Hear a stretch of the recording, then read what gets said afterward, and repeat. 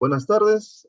Para continuar con la telecapacitación número 2 para el curso de Telesalud, en este momento vamos a dar la capacitación de un manejo de las emergencias hipertensivas. Vamos a hacer un enfoque práctico de esta patología, ¿no? Quien les habla es el médico residente de Medicina de Emergencias y Desastres del Hospital Nacional de la Policía Nacional, Brian Llerena Ceballos. Vamos a comenzar. En este momento eh, vamos a hacer un resumen, ¿no?, de lo que vamos a tocar el día de hoy. Este está basado en una revisión, ¿no?, de varios artículos, ¿no?, actualizados, y también un artículo de lo que es el control o el manejo de lo que es la hipertensión arterial, ¿no?, de las revisiones o la investigación de la hipertensión arterial, así también como la Sociedad Europea de Cardiología, y que dan algunos alcances, ¿no?, y algunas actualizaciones acerca de algunos conceptos y de algunos manejos, ¿no? Ah, Vamos a hablar nosotros de antecedentes de la hipertensión arterial, ¿no? Nosotros conocíamos que los aumentos agudos de la presión arterial le llamábamos crisis hipertensivas, ¿no? Según antes nos dieran síntomas o sugirieran ciertos valores, ¿no?, catalogándolos tanto como urgencia o emergencia, ¿no? Ahora, normalmente eh, estos cuadros son muy comunes o de presencia en los cuadros o en nuestros servicios de emergencia y de urgencias, ¿no? ¿Qué es lo que se propone actualmente? Es abandonar esos términos de crisis y urgencias, ¿no? Solamente poner en una hipertensión no controlada o restringir simplemente el uso, ¿no?, o el enfoque solamente a lo que son las emergencias hipertensivas eh, como tal, ¿no? Eso es lo que vamos a tocar ahora, el día de hoy. Eh, ¿Qué es lo que queremos llegar o qué es con lo que se ha querido llegar con esta revisión que estamos haciendo ahora? ¿No? Es, Se ha hecho una revisión sistemática, ¿no? Desde los años 2010 hasta los 2020, ¿no? Una información recopilatoria con el objetivo de poder desarrollar un nuevo algoritmo simplificado, ¿no? Basado en la evaluación y para el tratamiento de las emergencias hipertensivas. En este caso vamos a hablar y vamos a identificar, ¿no? Lo que se propone es usar el algoritmo BARC, ¿no? BARKH, ¿no? Para una identificación rápida de lo que son las emergencias hipertensivas asociadas a daño orgánico, ¿no?, agudo, que en este tipo de pacientes nos va a permitir brindar un tratamiento adecuado en un entorno adecuado. La Sociedad de Cardiología Española, ¿no?, sugiere que no precisamente hablar de crisis y hablar de urgencias hipertensivas son normalmente en términos engañosos que muchas veces nos va a dificultar un tratamiento adecuado, ¿no? Entonces sugieren de que al momento solamente se enfoque en lo que es la emergencia hipertensiva por sí, ¿no? Entonces, ¿qué es lo que propone? Información concisa sobre la terminología, o sea, manejar solamente actualmente lo que es la emergencia hipertensiva, conocer la fisiopatología básica y dar los principios de tratamiento para emergencia, ¿no?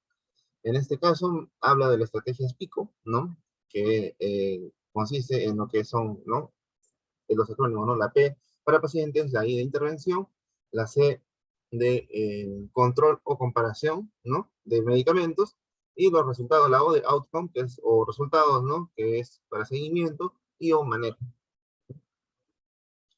Dentro de lo que es la definición y epidemiología de las emergencias hipertensivas, vamos a ver que las emergencias hipertensivas son situaciones donde los valores elevados de la presión arterial, no menciona cuáles, ¿no?, pero solamente los valores elevados de la presión arterial van a producir o se están asociando a un daño orgánico agudo que va a poner en peligro la vida, ¿no?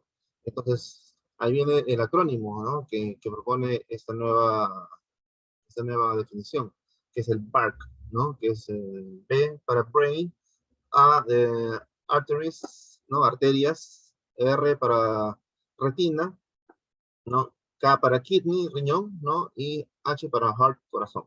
Entonces, en esto nos vamos a enfocar para manejar nuestras emergencias hipertensivas por sí, ¿no? Entonces, la presencia de stroke o en una encefalopatía hipertensiva ya nos habla de una emergencia hipertensiva.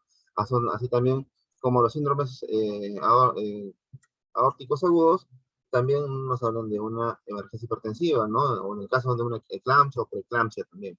A nivel de lo que es retina, ¿no?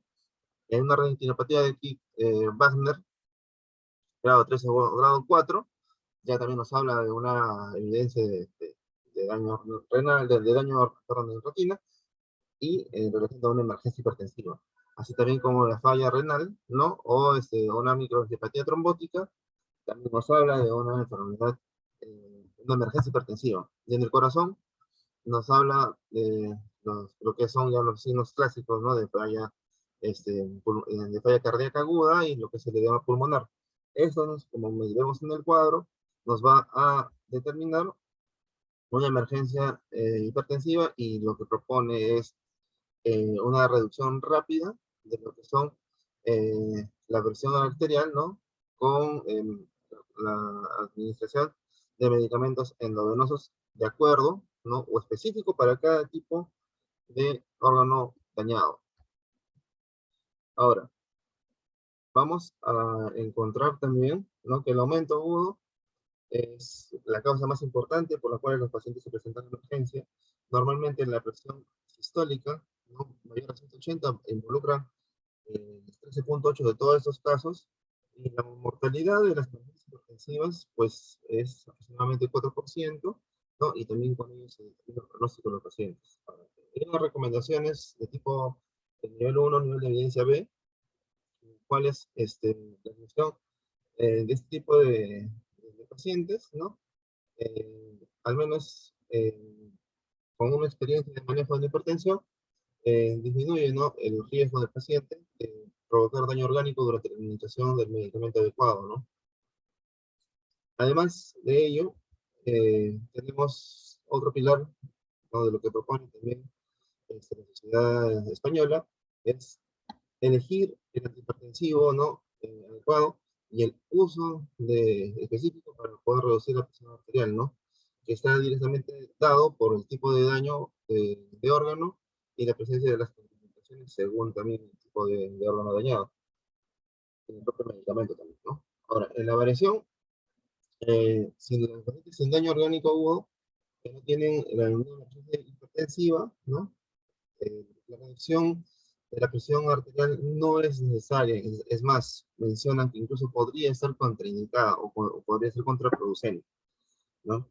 En los pacientes sin daño orgánico es mejor tratarlas con fármacos como bloqueadores de canales de calciación prolongada, bloqueadores de los alfa-1 y antagonistas de los receptores de los mineralocorticoides ya como tratamiento. En este cuadro, en esta pantalla que vemos ahí, vemos eh, la propuesta terapéutica, ¿no? De la Sociedad de Cardiología Española acerca de la administración de medicamentos, ¿no? En los cuales, si coincidimos con las guías también que contamos, en la primera línea se encuentra el labetalol, ¿no? En los cuales también tiene también unas contraindicaciones, ¿no? Y también efectos adversos que hay que tomarlos en cuenta. Es muy importante, pero por lo general el labetalol es bastante bien tolerado, ¿no? Excepto en pacientes que tienen bloqueo de tercer grado ventricular, falla cardíaca descompensada y o bradicardia, ¿no? No diagnóstico. Y dentro de los ya conocidos también hay el urapidil, eh, el nitroprusiato y la nitroglicerina, que son los que más usamos nosotros en nuestro medio eh, por la facilidad de acceso que tenemos a este tipo de medicamentos, ¿no?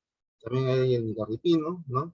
También, ¿no? Que se puede utilizar en estos medicamentos, en estos pacientes, y es importante tener este cuadro, conocerlo, ¿no? Básicamente para poder nosotros determinar el tratamiento, ¿no? Eh, Vamos a continuar. ¿Qué consideraciones tenemos que tener en cuenta nosotros para el manejo de esta enfermedad? Entonces, nuevamente, la aparición, ¿no? Súbita, ¿no? Y la gravedad de la elevación de la presión arterial, o sea, sobre valores que normalmente, ya hemos visto por literatura que lo definen, mayores de 180, pero no necesariamente, ¿no? Sobre todo, la aparición de daño a órgano diana va a determinar una emergencia hipertensiva, ¿no? ¿Qué es lo que pasa aquí? Es el aumento rápido y precoz, ¿no? Y severo de lo que es la hipertensión arterial, va a aumentar el sistema renina-angiotensina, va a elevar las resistencias vasculares en el riñón y otros órganos, y con ello va a dañar lo que es la autorregulación para este tipo de patología. Va a generar también estrés oxidativo, la formación de peroxinitrito, ¿no? Que es que va a ser producto del deterioro de la actividad del óxido nítrico, y va a haber una disfunción y daño a nivel endotelial. Esto va a exponer tejidos subendoteliales, y por lo tanto se va a activar también la agregación plaquetaria y la cascada de coagulación.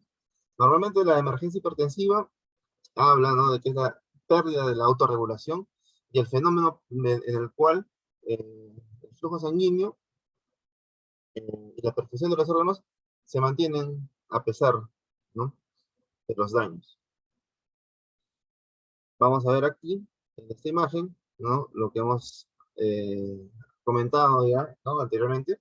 Vamos a ver que una presión arterial no controlada, ¿no? Va a involucrar, ¿no? Una resistencia vascular renal aumentada, que va a derivar en daños de la microvasculatura, ¿no? Y hablamos ya en lo que comentamos una de la disrupción vascular, y ello va a llevar a lo que es al daño de orgánico, ¿no?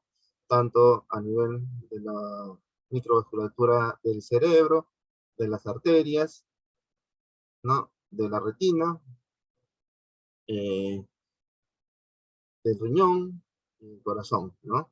Entonces, todo esto ya también habiendo fallas en la autorregulación y habiendo una activación del sistema renina-angiotensina, todo ello asociado al daño microvascular va a disponer, como ya dijimos, ¿no? Aquí, el daño subendotelial, la exposición del tejido, la activación de las cascadas de plaquetas y una microangiopatía trombótica, ¿no? Que es lo que suele producir este tipo de daños.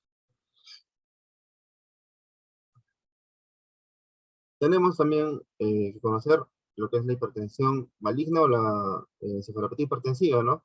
Que normalmente se da por el estrechamiento de la autorregulación más una hipertensión arterial crónica, y en las cuales también hay una pérdida de la regulación, ¿no? Y en este caso, pues sí trae consecuencias poco favorables a nivel de parénquima cerebral, ¿no? En este caso, se sugiere, ¿no?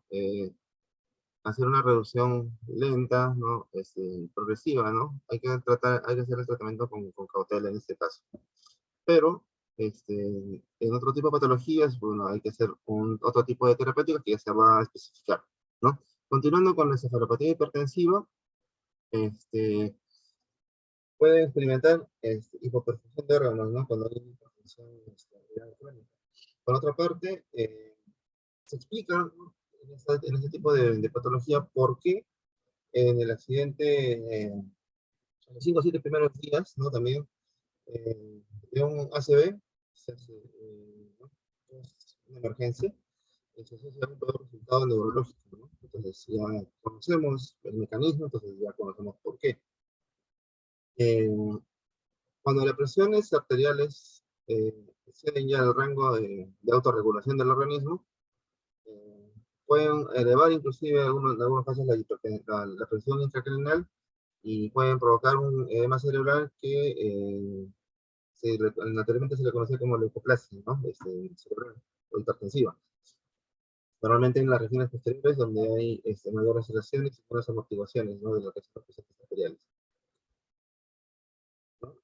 Aquí está. Entonces, este es el término que estábamos diciendo, ¿no? La encefalopatía hipertensiva puede ser leucoencefalopatía posterior reversible, ¿no? Las lesiones focales mencionan que son raras, de lo que son las encefalopatías, y a medida que aumenta el edema, las lesiones pueden volverse confluentes y ahí sí pueden provocarse por el daño microvascular, infartos o, ¿no?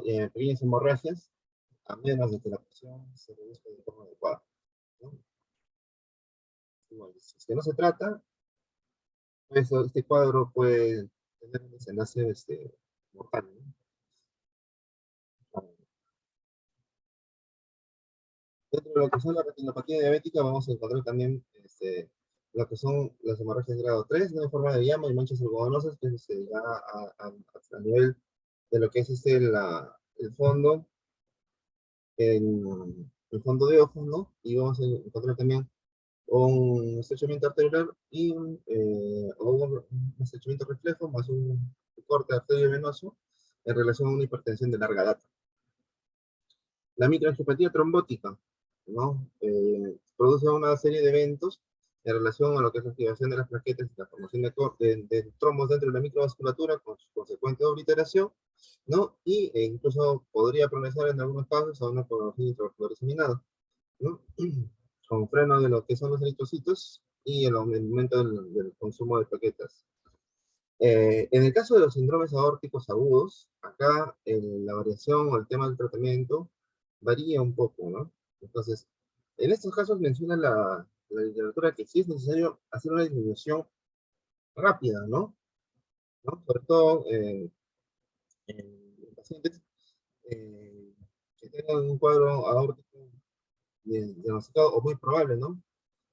Por disección, por ejemplo, ¿no? En los cuales se menciona que para evitar el daño, sí hay que hacer una reducción de la presión sistólica a 120 milímetros de mercurio o menos, si es que lo tolerará el paciente, ¿no?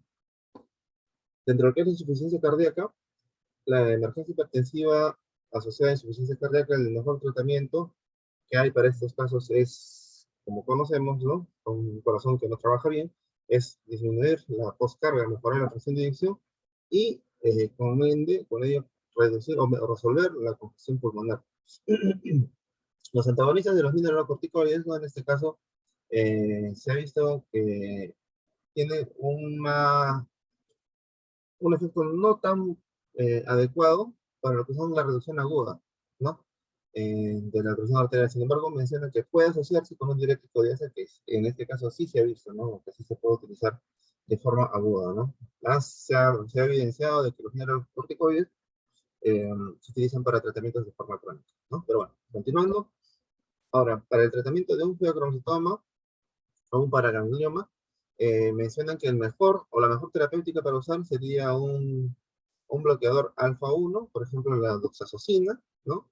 Seguida también de un beta-block, ¿no? Pero en ese orden, ¿qué mencionan? Si lo hacemos en un orden contrario, ¿no? Podemos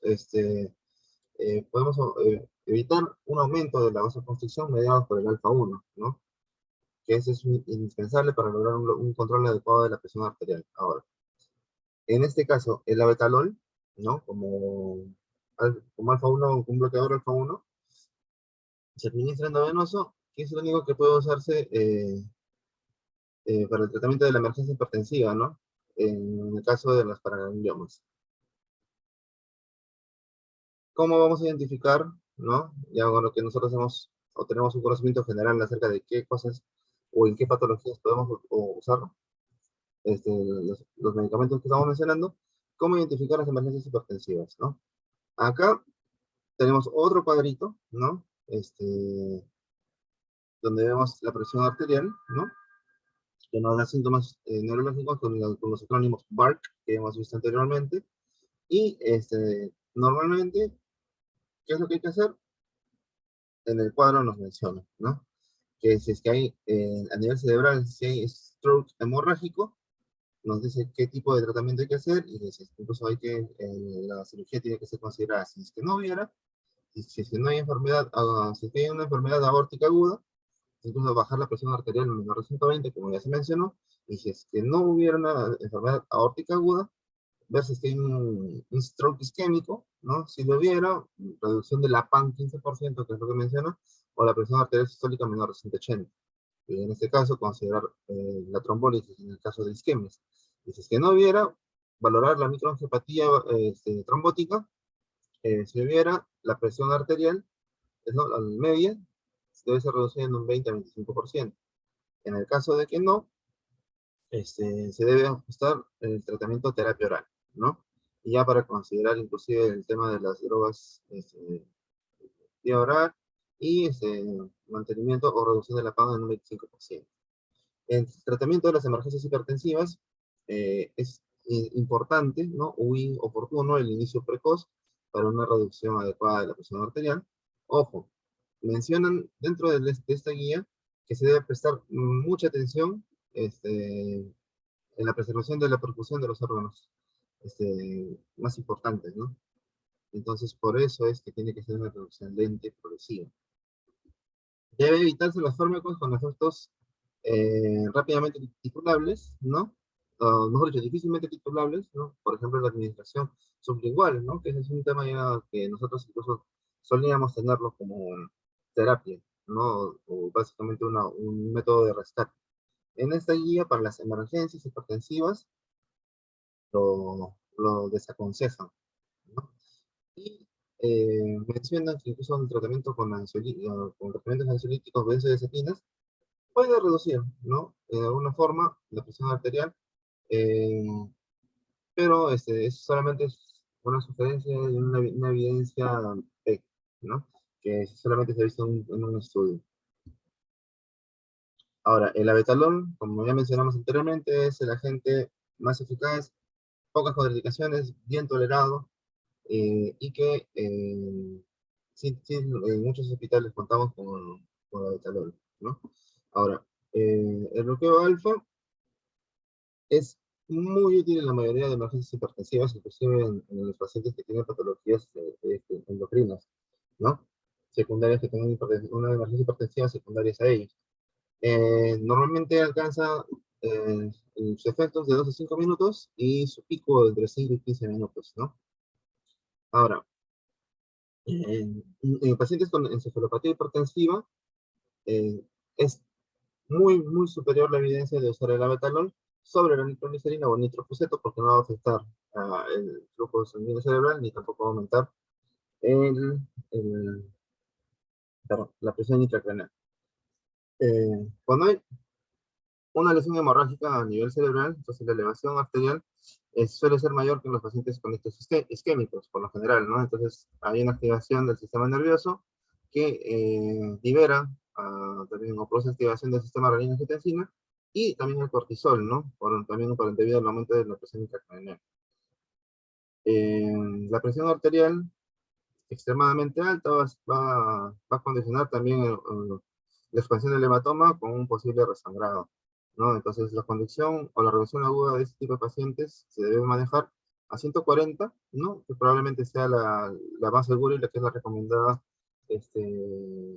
por la Sociedad de Cardiología. Sin embargo, la AJA recomienda una reducción aproximadamente como una PAM de 110, ¿no? Una P objetivo de 160 sobre 90.